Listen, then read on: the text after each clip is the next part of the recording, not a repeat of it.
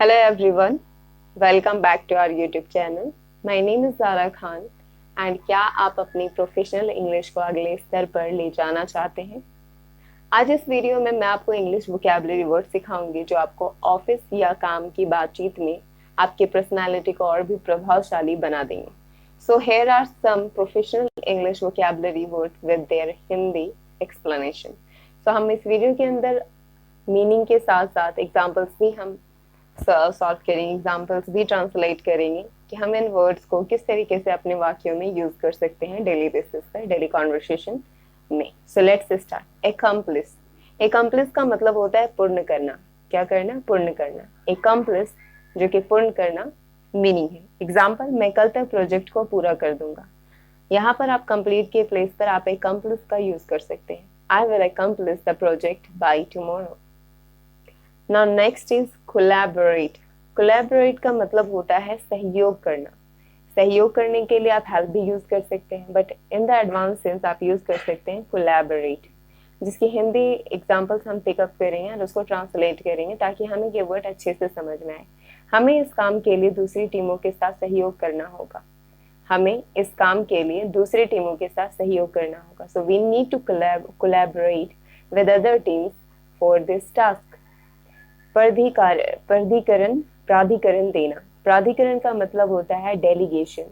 Delegation. Example check करेंगे. सफल प्रबंधन के लिए प्रभावी प्राधिकारीकरण देना महत्वपूर्ण है. Effective delegation is the key to successful manager. Now next is innovative. Innovative का वर्ड जो होता है, जो मीनिंग होती है, इसका मतलब होता है नवीन. इनोवेटिव. हमारी कंपनी नवीन संसाधनों पर ध्यान केंद्रित करती है. Our company focuses on innovative solutions. Now next word is facilitate. Facilitate का मतलब होता है सुविधा प्रदान करना. सुविधा प्रदान करना. Facilitate. इसको एग्जाम्पल में हम चेक करेंगे. मैं कल की मीटिंग की सुविधा प्रदान करूंगा. मैं कल की मीटिंग में सुविधा प्रदान करूंगा. So you can use this sentence. I will facilitate the meeting tomorrow. Now next word is negotiation. Negotiation का मतलब होता है सौदेबाजी. सौदेबाजी खास करके ये मेन वर्ड यूज किया जाता है नेगोशिएशन के लिए, और आप चाहें तो बातचीत के लिए भी आप नेगोशिएशन का यूज कर सकते हैं, but in the sense of सौदेबाजी. सो वेतन की बातचीत आसानी से हो गई. So the salary negotiation went smoothly. Now next is proactive. Proactive का मतलब होता है पहले से तैयार, जिसके मेन मीनिंग होता है पहले से तैयार, और उसकी सेकेंड मीनिंग को हम ले सकते हैं सक्रिय. प्रोएक्टिव, पहले से तैयार. एग्जाम्पल चेक करेंगे. हमें भविष्य की समस्याओं से बचने के लिए सक्रिय रहना होगा, यानी कि हमें पहले से तैयार रहना होगा. We need to be proactive to avoid future problems.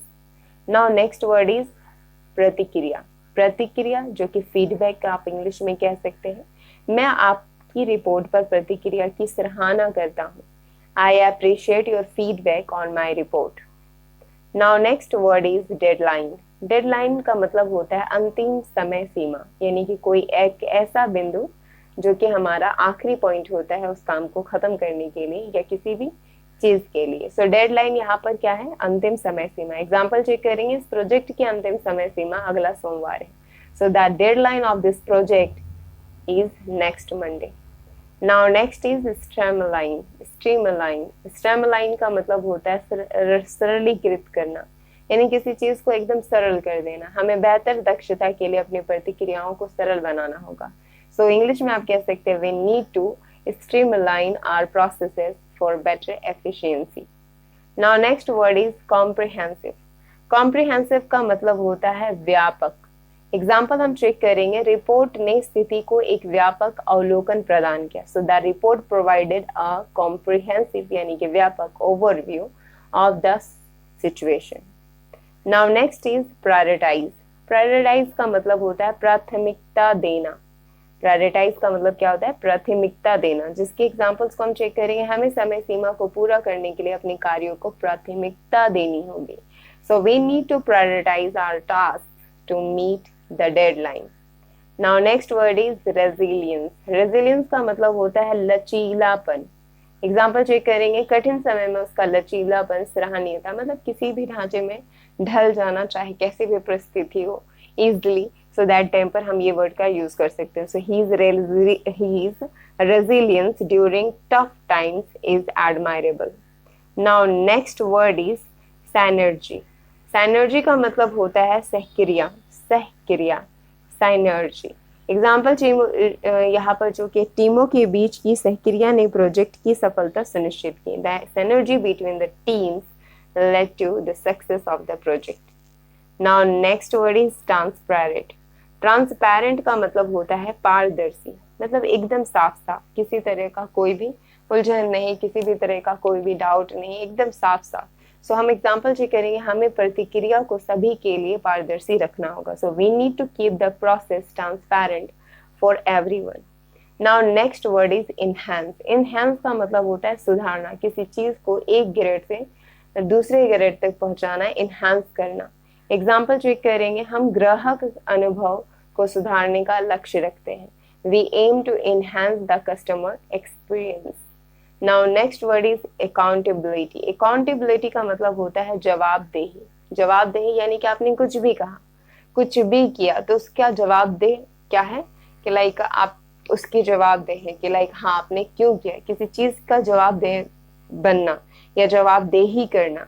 तो दैट टाइम पर हम ये वर्ड यूज करते हैं अकाउंटेबिलिटी, यानी प्रत्येक कर्मचारी में जवाबदेही का भाव होना चाहिए कि आपने ये काम क्यों किया, यानी कि अगर आपसे रीजन पूछा जाए तो आप उस रीजन के लिए तैयार हैं. सो अकाउंटेबिलिटी हम ये वर्ड यूज कर सकते हैं. एग्जाम्पल क्या है, प्रत्येक कर्मचारी को जवाबदेही का भाव होना चाहिए. Every employee must have a sense for accountability.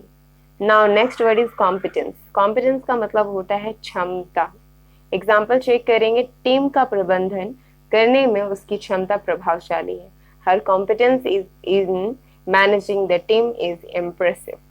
Now next is benchmark. Benchmark का मतलब होता है मानक. मानक यानी कि कोई एक लाइक जिसके कोई एक मानक स्थापित कर दिया जाए कि यहाँ तक हमें लाइक फाइनली वहां तक हमें पहुंचना है.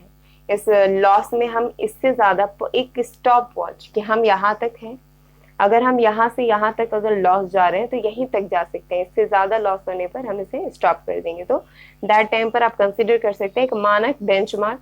सो एग्जांपल चेक करेंगे, इस उत्पाद ने बाजार में एक नया मानक स्थापित किया. So the product sets a new benchmark in the market. Now next is strategy. Strategy का मतलब होता है रणनीति. हमें बिक्री बढ़ाने के लिए एक नई रणनीति चाहिए. We need to new strategy to increase sales. So hope so this video will be helpful for you in your workplace, in your professional place. अगर ये वीडियो आपको अच्छा लगे तो लाइक करें, सब्सक्राइब करें एंड कमेंट करें. So bye bye, take care.